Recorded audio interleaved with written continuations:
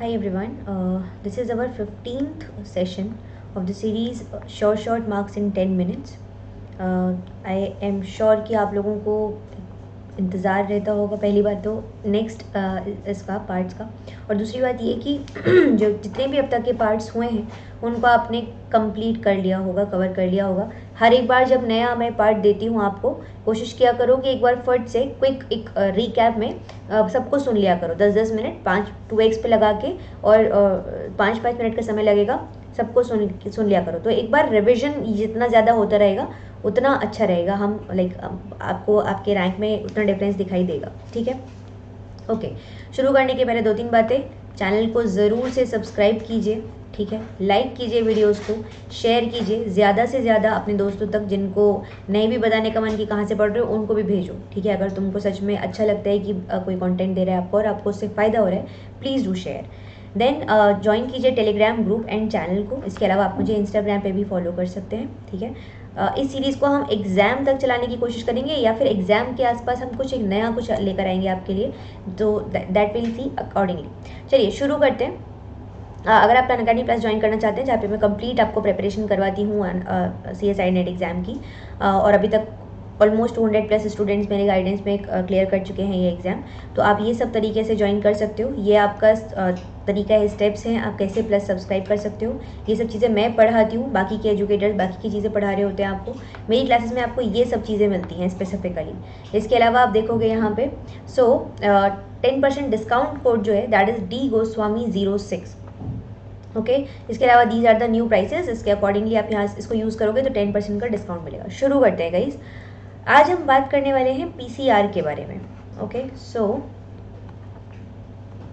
आज का जो आपका डिस्कशन है वो PCR पॉलीमेरेज चेन रिएक्शन के ऊपर है।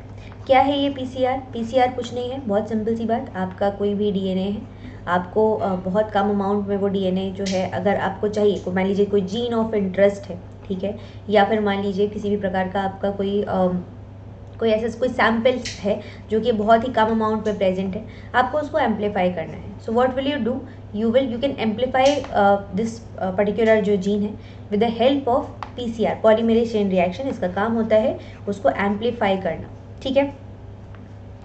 तो कुछ इस तरीके से आपको दिखेगा एम्पलीफिकेशन होता हुआ, ठीक है।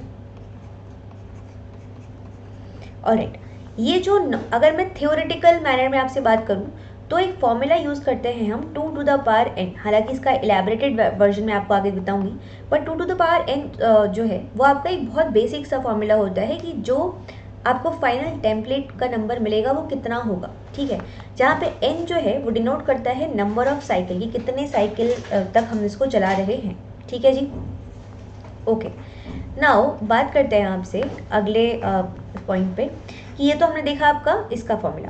अब समझने की कोशिश करते हैं और इसमें क्या क्या सबसे इम्पॉर्टेंट चीज़ें होती हैं।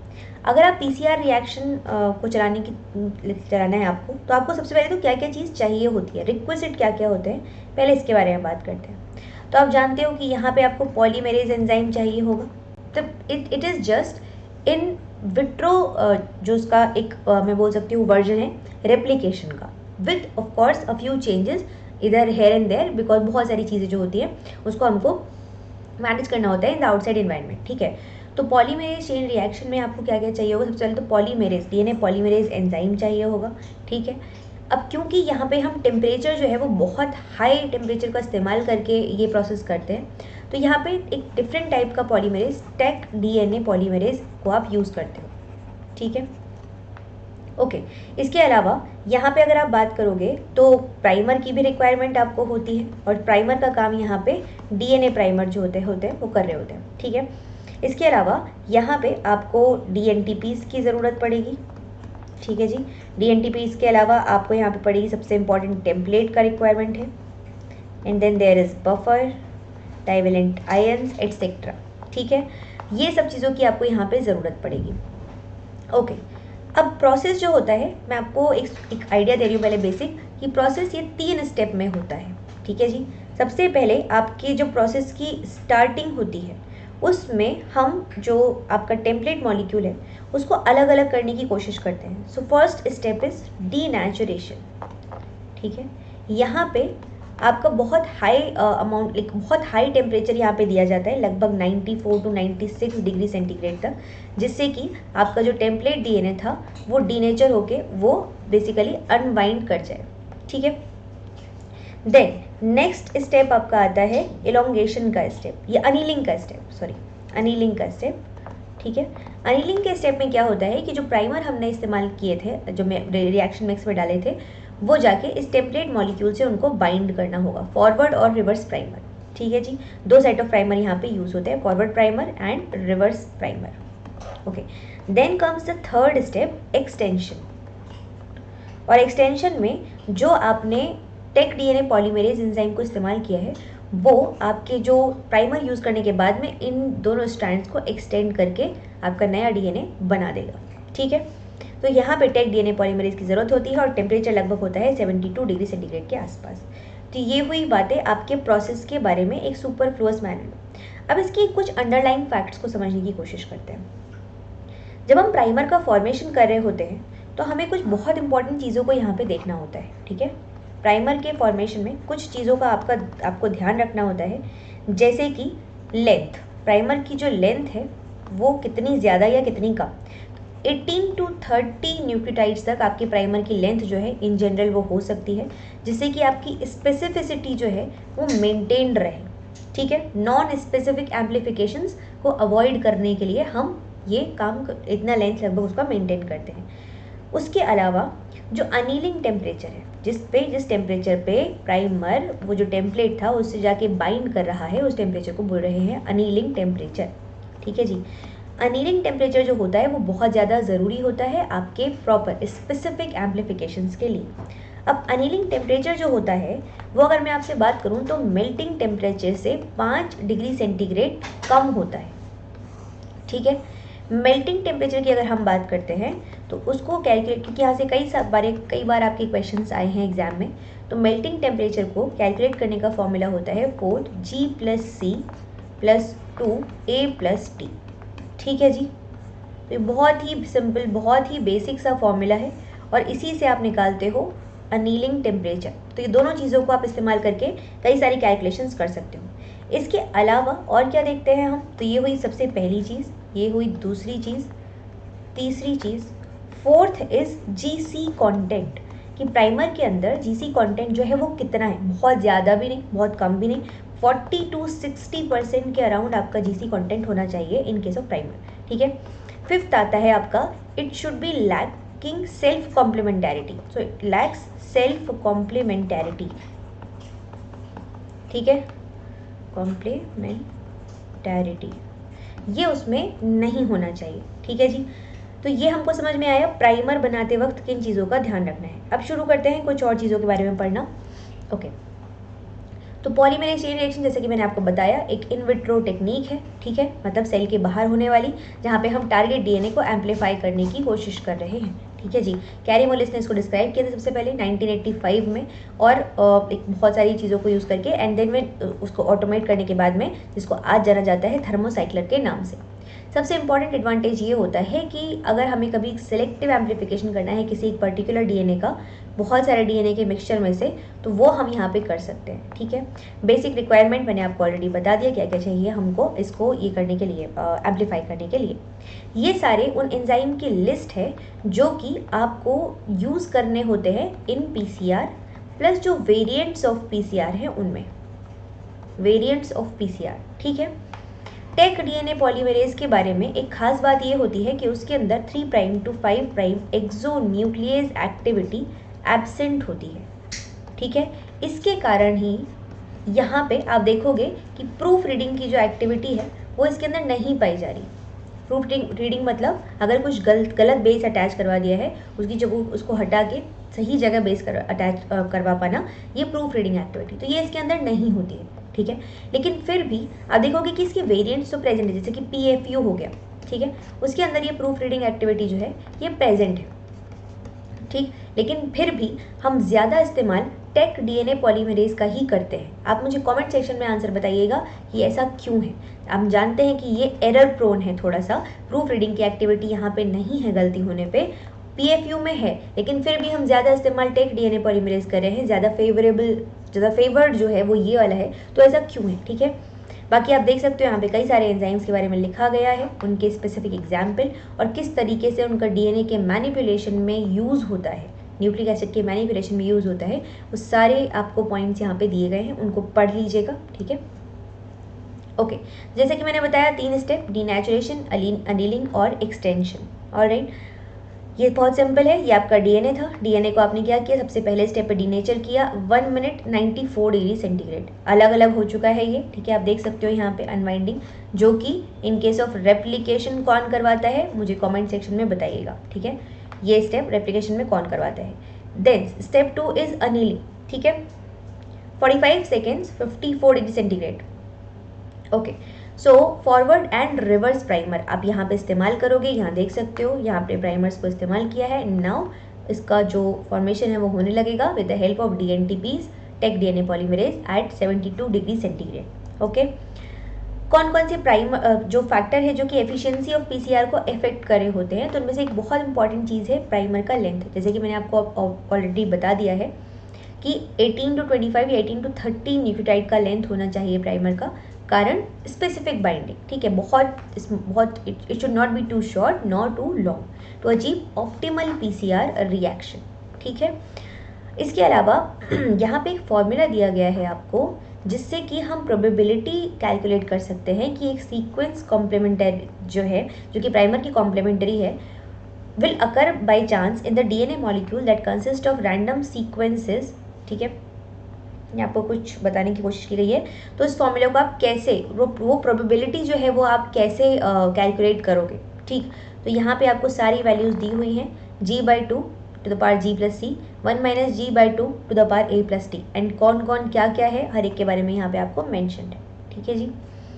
देन अनीलिंग टेम्परेचर हम बात कर चुके हैं, बस यहाँ पे आपको ये याद रखना है कि अगर अनीलिंग टेम्परेचर बहुत कम होगा तो वो नॉन स्पेसिफिक बाइंडिंग को प्रमोट करेगा। कैसे प्रमोट करेगा, ये टेम्पलेट है, ठीक है।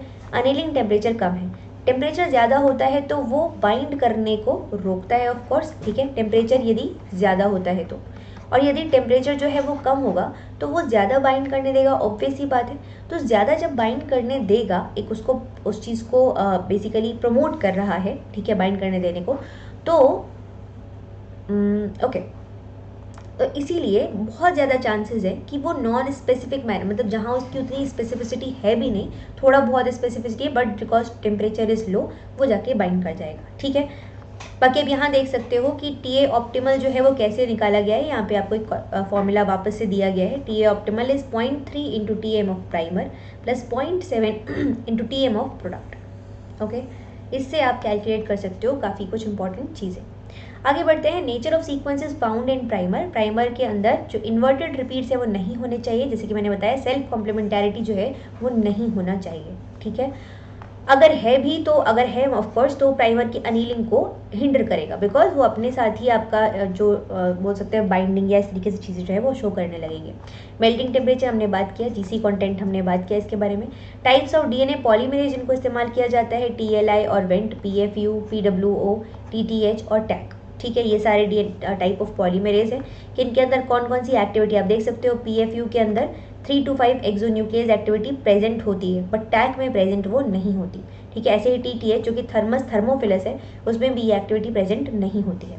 Okay, now elongation time and temperature, लगभग 70 डिग्री सेंटीग्रेड पे जो एक्टिविटी होती है वो ऑप्टिमल होती है, ठीक है। और प्राइमर एक्सटेंशन का जो रेट होता है वो लगभग 100 बेसिस पर सेकंड, मतलब 1 सेकंड में प्राइमर 100, मतलब उससे आगे जब एक्सटेंशन हो रहा है वो 100 बेस अटैच हो जा रहे हैं। लगभग 1 मिनट सफिशिएंट होता है अगर हमें 2 KB के सीक्वेंस को एम्पलीफाई करना है तो, ठीक है। और अगर आपको ज़्यादा लॉन्ग प्रोडक्ट जो है वो चाहिए रहता है तो ऑफकोर्स आपको ज़्यादा समय तक एम्पलीफिकेशन करना रहेगा या ज़्यादा समय आपको उसमें लगेगा, ठीक है। तो इस तरीके से यहाँ पे आपको कुछ इन्फॉर्मेशन दे दी। बाकी डीजेनरेट प्राइमर क्यों इस्तेमाल करते हैं, डीजेनरेट प्राइमर का मतलब मिक्स ऑफ प्राइमर्स, ठीक है, जो कि अपने सिमिलर है लगभग सीक्वेंस में, लेकिन 1 या 2 पोजीशन पे केवल उनमें डिफरेंस पाया जाता है, तो उसको हम यूज़ करेंगे। तो ऑब्वियस ही बात है कि जो आपका डीजेनरेट कोड है, कुछ पॉसिबिलिटी है कि कुछ जो, जैसे फॉर एग्जाम्पल AAU, ठीक है, नेक्स्ट में हो गया AAC, कुछ भी। तो अगर आप मिक्स ऑफ प्राइमर इस्तेमाल करोगे तो उससे आपको भले ही सीक्वेंस के बारे में उतना ना पता हो, तो देख सकते हो आप यहाँ पे कि जब पार्शियल इन्फॉर्मेशन है डीएनए की तभी हम इन प्राइमर्स को इस्तेमाल करें। तो आपको सीक्वेंस के बारे में नहीं पता है, लेकिन आपको बस कुछ इन्फॉर्मेशन है आपके पास, मतलब कंप्लीट नहीं, पार्शियल इन्फॉर्मेशन है, तो आप उसकी बेसिस पे आपने एक आइडिया लगाने के लिए, जैसे फॉर एग्जाम्पल आप फ़ोन के नंबर भूल जाते हो तो आप क्या करते हो, आपको मान लो बाकी के 9 डिजिट याद है, 10th डिजिट नहीं है, तो आप 0 से 9 तक का सारे नंबर लगा के शायद ट्राई करोगे, है ना। तो बहुत कम ऐसा है जिसमें प्रोबेबिलिटी चेक कर सकते हो आप आराम से। Similarly it goes with the जो प्राइमर, हम डीजेनरेट प्राइमर को इस्तेमाल कर रहे हैं, क्यों कर रहे हैं मैंने आपको बताया भैया। यहाँ पे हम बहुत सारे मिक्स ऑफ प्राइमर को लेंगे जिससे कि हमारा सीक्वेंस जो हमको नहीं भी पता, वो चांस अकरेंस की बात हो रही है कि वो प्रोबेबिलिटी है कि वो कर जाए, मतलब मैच कर जाए, ठीक है। नाउ बेसिक्स ऑफ पीसीआर, जैसे कि मैंने आपको बताया था कि एक बेसिक सा फॉर्मूला फॉलो होता है, n final is equals to n initial into 2 to the power n, ठीक है। अगर हम ये वैल्यू एन इनिशियल का मतलब ले रहे हैं, एक टेम्पलेट था केवल, तो एन फाइनल डायरेक्ट हो जाता है आपका 2 to the power n, जो मैंने पीछे आपको बताया था, ठीक है, क्योंकि हम जनरली एक टेम्पलेट लेके चल रहे हैं शुरू में, है ना। हालांकि फॉर्मूला एक्सटेंडेड फॉर्म में ऐसा होता है। अब इसका भी एक्सटेंशन आपको यहाँ पे देखने मिलेगा कि जो एफिशिएंसी है पीसीआर की, वो कैसे कैलकुलेट कर सकते हैं। पीसीआर का प्रोडक्ट कितना है, ठीक है, इनिशियल इनपुट अमाउंट कितना था, into 1 + percentage efficiency. For example अगर कोई आपका पीसीआर जो है वो 100% एफिशिएंट है, तो ऑब्वियस सी बात है यहाँ पे 1 + 1 2 to the power n हो जाएगा, जिसको एक्सपेक्ट करके ही हम वो फॉर्मूला में यूज़ कर रहे हैं, ठीक है जी। ये आपका सिंपल बेसिक्स हो गए पीसीआर के किस तरीके से। बाकी प्लेटो इफेक्ट के बारे में बात कर लेते हैं। The number of amplification cycles necessary to produce a band visible on the gel depends largely on the starting concentration of the target DNA, ठीक है। तो बेसिकली इसका मतलब ये समझने की कोशिश करो आप कि जैसे 2 to the power n जो है, ये मैं आपसे बोल रही हूँ कि थ्योरी में ये चीज़ पॉसिबल है। क्यों? क्योंकि जो आपका एंजाइम होता है टेक डीएनए पॉलीमरेज, ठीक है, उसका एक बहुत हाई टेम्परेचर पे जो हाफ लाइफ होता है वो काफ़ी कम होता है। तो कितने सा और एक ऑप्टिमाइज्ड है, या एक आपको पता है कि स्टार्टिंग नंबर है वो, ठीक है, एक चेंज होने वाला फिगर नहीं है। तो ऑब्वियस सी बात है कि टैग डीएनए पॉलीमरेज में आपको पता है कि इतने टाइम बाद उसका हाफ लाइफ आता है, मतलब ये इतने साइकिल्स के बाद में, तो उसके बाद में वो काम नहीं करेगा। उसके बाद में जो आपका प्रॉपर हो थियोरेटिकल यील्ड आपको कुछ इस तरीके की मिलती है, ये सिनेरियो। लेकिन प्लेटो इफेक्ट के कारण आपको ये इधर की तरफ टिल्टेड दिखाई देगा, ठीक है, कर्व जो है वो आपको डाउनवर्ड्स जाते दिखाई देगा। ये एक बोल सकते हो कि प्लेटो फेज जो है बेसिकली आपको यहाँ पे देखने मिलेगा, ठीक है, प्लेटो इफेक्ट देखने मिलेगा। तो ये कुछ इस तरीके की चीज़ें। बाकी ये क्यों हो रहा है, इसमें भी caused by degradation of reactants, ठीक है, जो रिएक्टेंट्स है वो डिग्रेड करने लगे एक समय के बाद में, जैसे कि डीएनटीपीज एंजाइम्स, रिएक्टेंट डिप्लीशन जैसे कि primer dNTPs former a problem with short product later for long product, ठीक है। एंड प्रोडक्ट इनहिबिशन हो सकता है कि जो बन रहा हो जैसे पायरोफॉस्फेट वो आपके शुरू के प्रोडक्ट को इनहिबिट कर रहा हो। Competition for reactants by non specific products, competition for primer binding by reannealing of concentrated products. तो इन सब चीज़ों के कारण ये प्लेटो इफेक्ट आपको देखने मिल सकता है, ठीक है जी। तो यहाँ पे हमने जितनी भी चीज़ें आपकी ज़रूरी हैं पीसीआर में उन सबको कवर कर लिया है। This is a complete session for PCR.